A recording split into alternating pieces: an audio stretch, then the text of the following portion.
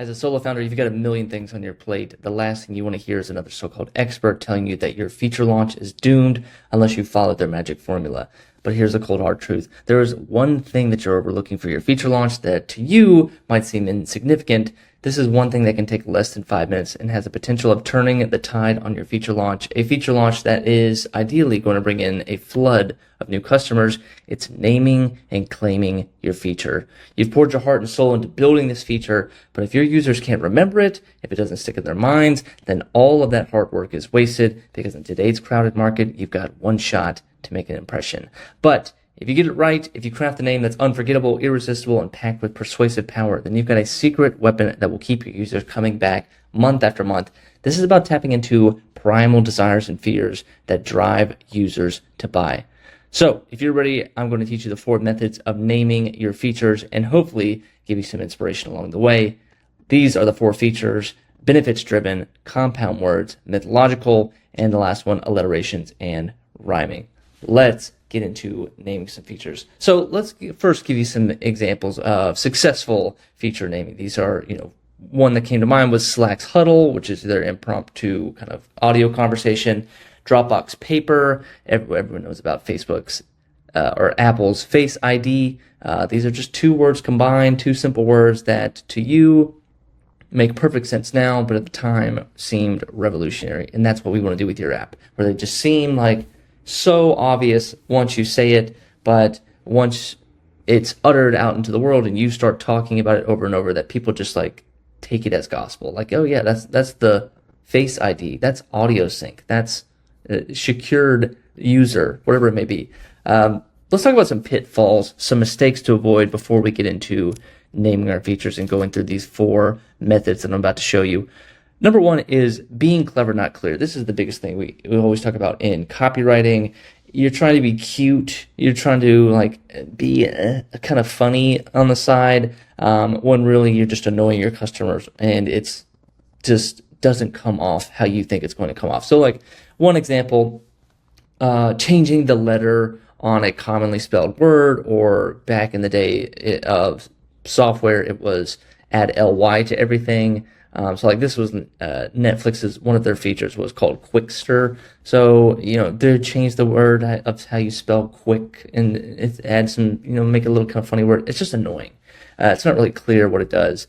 Odeo, which I think is a podcast software. It's supposed to be audio. It's like a play on word. Play on words don't really come off that well. It really doesn't. This is my example. We save is trying to be like we save, it's like a mint.com competitor. And then don't do this. Jean-mi, oh, is that Italian? Is that Japanese? What is that? It's like, no, that's inbox spelled backwards. So don't do, I call these are just like dumbass mistakes. The next one is being boring. You could just say it's a dashboard. It's the stats dashboard. It's calendar scheduler. It's sales tracker. It's like, dude, these are so boring. No one's going to remember this. And you might as well just not even give it a name if you're going to be that boring and just that literal. We can quickly move over that one.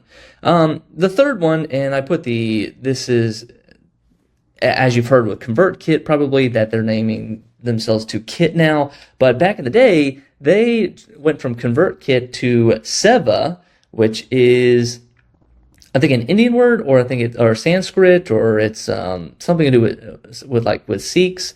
But they just hey, this is our word. This is a great word. And they didn't understand the context. If you don't speak the language, if you don't understand the context of the language, or you want to use I'm going to use this nice Spanish word, or this word in French, or this word in Latin means this. If you don't understand the how it's used, who owns that word, the context, the cultural context of the word, stay away. Just don't even attempt to do it. So let's go to method number 1, the benefits-driven word. These will focus on words that describe your feature's core benefits. They should evoke emotion or inspire inspiration. So you can add words onto it like boost, simplify, empower, elevate, ignite. You can even add some booster instead of just boost. simple instead of simplify.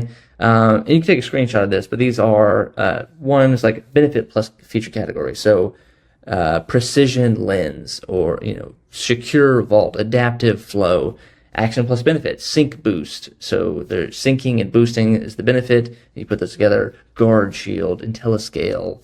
Another one that I liked was benefit plus outcome, results forge, innovate X, performance peak. These are things like a great book to check out is a book called Words That Sell. And I might link it down below the video, but just go to Amazon. It's a thin little book, but it's just a kind of thesaurus for copywriting. And it just has a bunch of words that provoke emotion, provoke action, scale, size, funny, sad, all these kinds of words that you can use in copywriting. Those benefits-driven words. To zoom out of the Venn diagram, kind of within the same category of benefits-driven words, are combining words to make compound words. So we know combining compound words for in companies like Dropbox. Those are compound words. But you can do the same thing with your features. So Power Boost, Launchpad, Action Hub. So adjective plus noun, Smart Lens, QuickBooks, noun plus verb, Sales Boost, Task Flow, verb plus adjective, View Smart, Track Easy. So think about what your feature does and what it is and how you would describe it, and then mess around, put the Mad Libs together and see what sounds cool or what sounds interesting. But at the same time is not confusing, and if you would just say that word, a customer would understand what this word means. So take another screenshot. This is pretty good. Alliterations and rhyming. These are fun. These are, is this number 4? I think I swapped the order, but number 3, and then we'll go to number 4, mythological. But number 3, alliterations and rhyming. Alliteration is so good in copywriting. It's very fun. If you can think of all your products, Focus Flow, Brain Blast, Rocket Rise, Tip Top, Coca-Cola, PayPal, Dunkin' Donuts. These are all just It's rhymey, it's catchy, it sticks on the tongue, it's memorable. These are more memorable. These are less like it's telling you what it is or it's telling you what it does.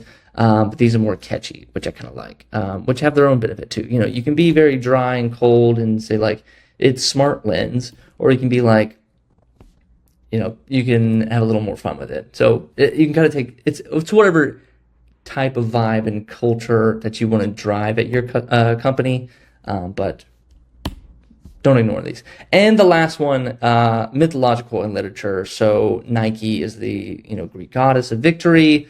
These are archetypes, timeless stories that people all know and people understand, and you got to watch out for copywriting. I think for most of them, Greek mythology, Egyptian mythology, you could tap into those.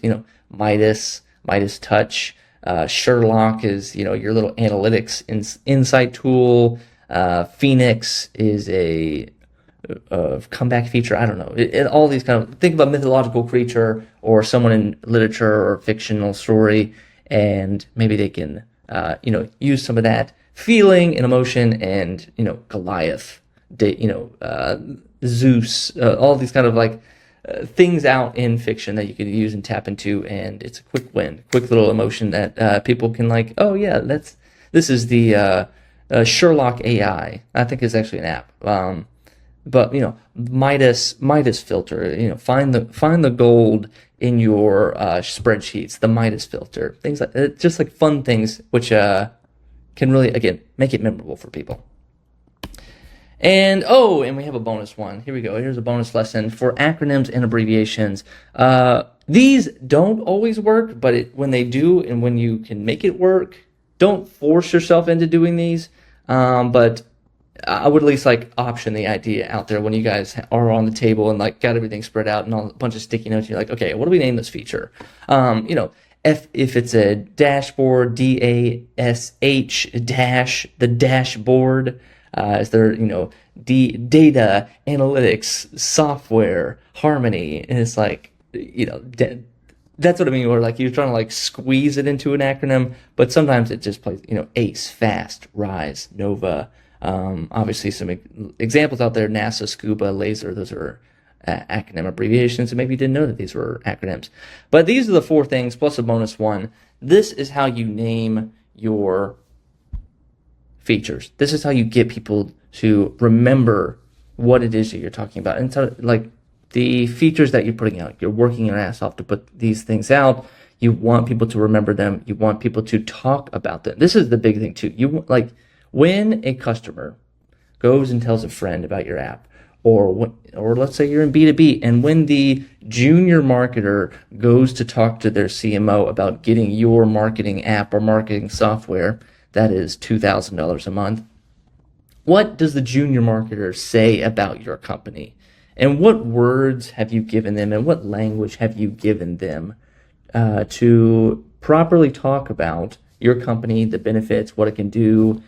And if you don't give them those things, if you give them very dry, plain, not memorable features and explanations about your features, then when you're going through the word of mouth process, or when you're going to always struggle in the B2B because you're not able to communicate to those people that maybe they're not tech savvy, or maybe they don't really understand the software, but they are the decision maker nonetheless. You need to give your customers and give your future customers the tools and the words to make a purchasing decision. Because if they can't make a purchasing decision, if they're confused, then they're absolutely not going to buy your product. So this is why it's so important. Watch this video again. Save this video for later. Thank you guys for watching. My name is Jordan P. Anderson with Nicely Studio, and we'll see you on the next one.